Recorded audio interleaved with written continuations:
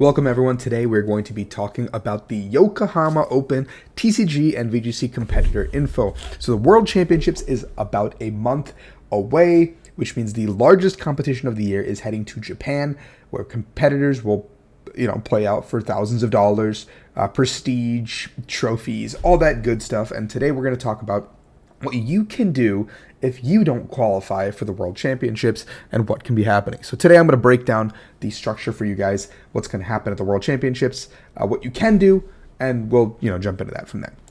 So here is the Worlds page. There's like a landing page here. There's a bunch of fun stuff to do. It's kind of prepping everybody for what the experience has to offer. The Road to Worlds documentary, which I'm kind of a part of, but kind of not. The Pokemon Center World Store, the orchestra, whatever. You can go to the About page. It'll talk about a little bit. This has all been here for a little bit. But what has changed? What has been added in the last hour? In the last hour. Under the Tournament Info tab, there are new pages. So if you go to Event Info, it talks about directly where the exact hall is, Pacifico, Yokohama Exhibition Hall A, B, C, and D. So the actual address is finally being given to us. Registration for badges and spectator badges has been kind of a thing for a little bit. The streaming details are here, but here is the new stuff that's been added. So as a TCG player, I would be clicking here on Pokemon TCG 2023 World Championships info. Why is Quaxley struggling here? So here is the info that you would get. I think this email will also go out to all the competitors. So if you are a competitor for the Pokemon TCG, VGC, or Pokemon Go, you will almost certainly receive an email in the next 1 to 2 weeks with an individual registration link that will work only for you to sign up for the tournament, confirming your details. So it's basically like if you're a World Championship competitor, they will already have your information in the books and where you are placed day 1 or day 2 or whatever, and you'll get an email just being like, hey, here's your welcome packet, like your first day of school. Please just click on this link and let us know that you're coming, which is super helpful. And I'm sure a lot of this information will be reiterated for competitors, but for those of you at home, here's how to follow along. So qualification system is just through this. Players earn their invite, blah, blah, blah. It looks like the table is wrong. I already noticed this. They might have just copy-pasted VGC's table. I don't think they shadow dropped the invite from 350 to 300, so I'm sorry to get anyone's hopes up. But I don't think that necessarily happened overnight without an announcement. So, yeah. It also talks about the day 2 invitations for players, the top 16 US and Canada, top 22 Europe, top 12 Latin America, 4 Oceania, and top 2 from the Middle East and South Africa rating zone. I am in the top 16 for US and Canada, so I am privileged enough to automatically get a day 2 bye, which what that means is I get to skip the first day of competition entirely and just kind of show up and play on Saturday. When the stakes are higher, the competition is thinner. The tournament structure will be a 50-minute best-of-3 tournament at home on Friday. Players will have a mandatory player meeting at 9:30 a.m. after the opening ceremonies, which I'm very excited for. I'm someone who really enjoys the opening ceremonies. It's like going to Disney World. It's like the fireworks at the end of the day at Disney. You've seen it a million times, but they've added their own new flavor to it each and every time, and it's something very, very special. You need to basically go, what this basically structure is explaining is that no matter how many rounds there are that are allotted based on the number of people, you are only allowed a maximum of 2 losses. You have to accrue like an X2 record, basically. If there's 4 rounds, you got to go 2-2, 5 rounds, you got to go 3-2, 6 rounds, 4-2 to advance to the second day of competition.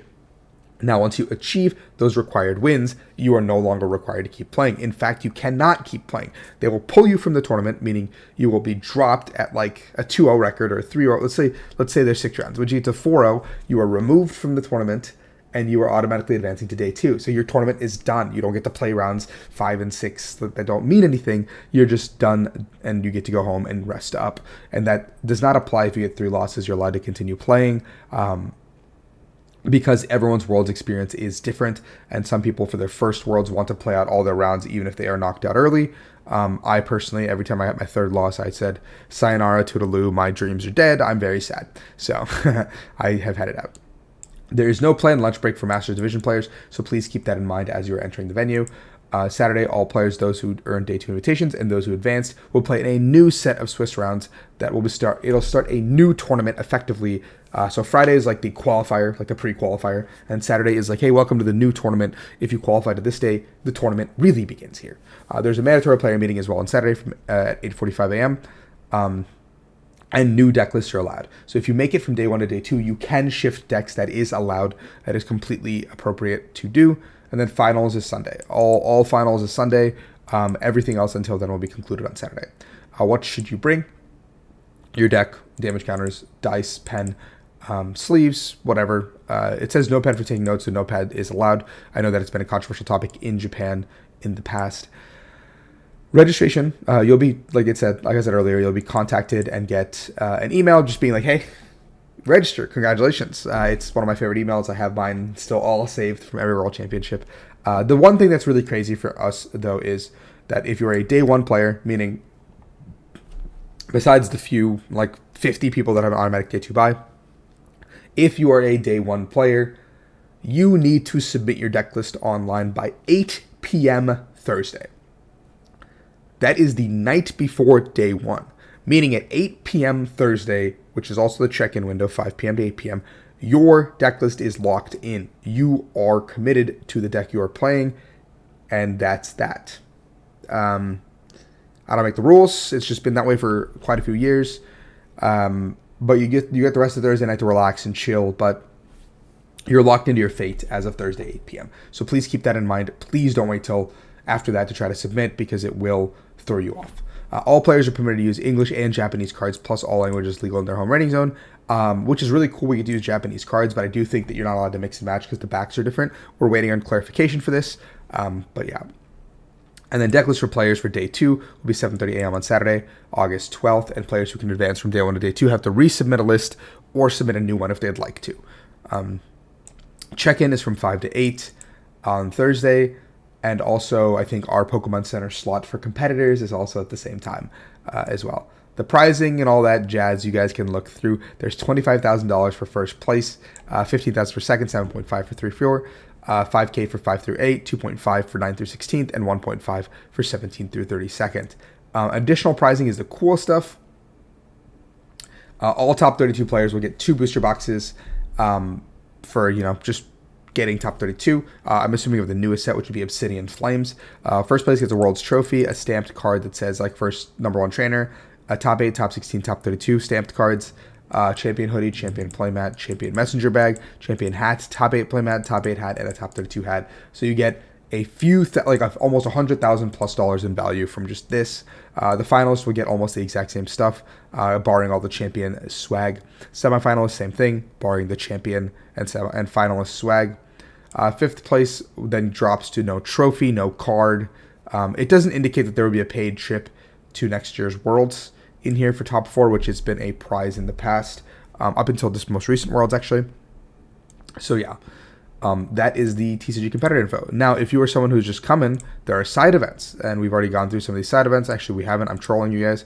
But the Yokohama Open. What is the Yokohama Open? Well, it is the first major regional level event that will kick off the 2024 season.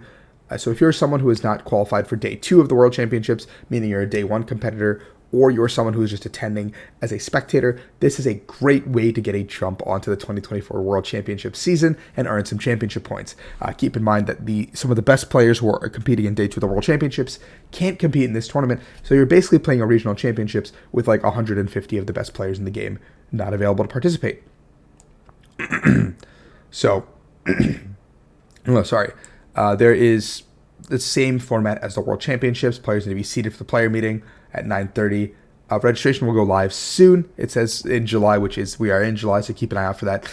ASAP, guys, you do need your own spectator badge, I believe. Yeah, registration is 4,500 yen for masters, 2,500 for juniors and seniors, and you have to bring a spectator or competitor badge in advance. They don't come with this registration, so you need to arrange your own spectator badge or competitor badge in advance. If you haven't been able to get one, I would try to go acquire one through whatever means necessary. Basically, they're just splitting up the rounds in a weird way where like they save 2 rounds for Sunday morning, which is strange. I don't really know. Yeah.